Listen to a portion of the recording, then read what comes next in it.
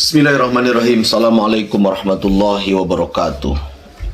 Ilahi anta maqsudi wa ridhaka matlubi a'tini muhabbataka wa ma'rifatak. Amma ba'du. Ikhwan akhwat dimanapun berada, saya Dudin Samsudin dari kampus IAILM Suryalaya Tasikmalaya.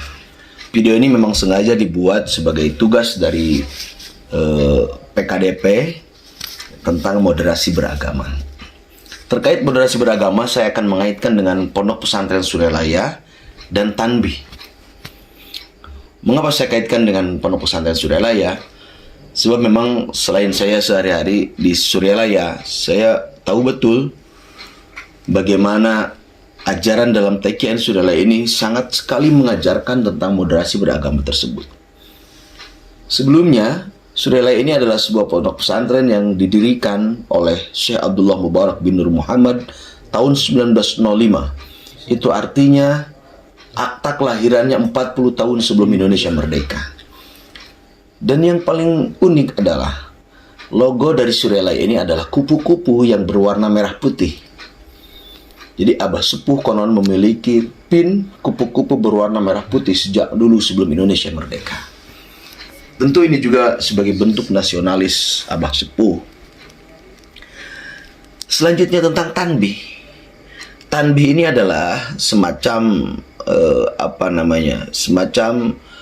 tulisan yang selalu dibaca setiap bulan dalam acara manakib, pengajian bulanan manakib.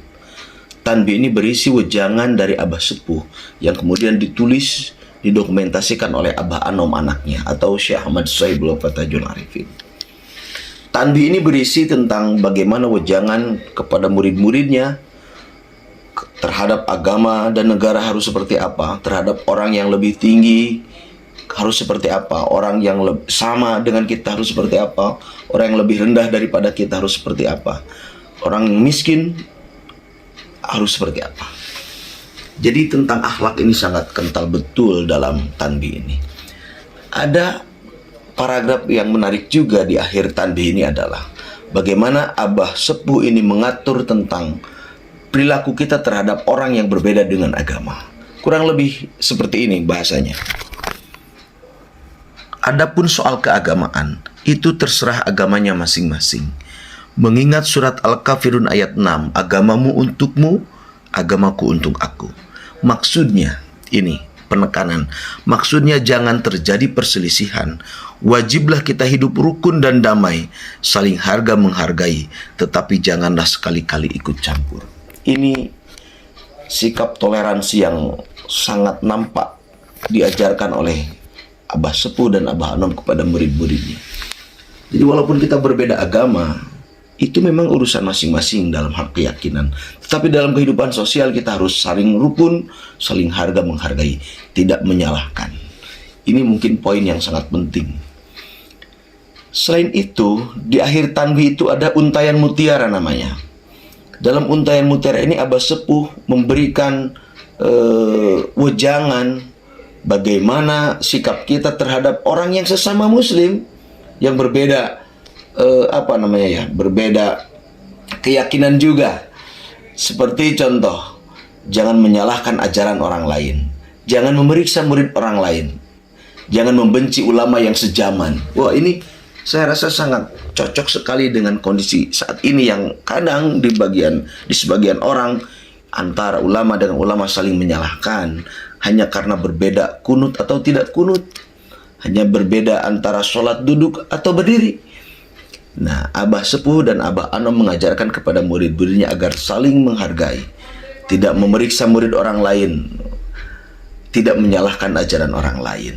Oleh karena itu, moderasi beragama bagi kami adalah merupakan hal yang sudah final dan sudah diajarkan sejak dulu kala oleh guru kami, Pangsa Abah Sepuh dan Pangsa Abah Anom.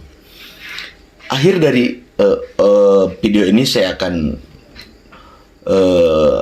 menceritakan sebuah kisah yang sangat unik, yang mana kisah ini terjadi di Pondok Pesantren Suryalaya.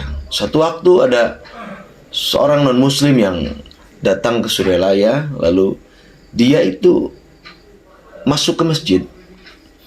Ada orang di sekitar Abah itu yang memanggil Abah, Abah, ini orang non-muslim ini masuk ke masjid, bagaimana menurut Abah?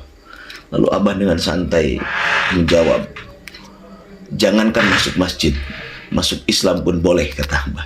Ini menunjukkan bahwa Abah sangat terbuka sekali kepada siapapun yang datang.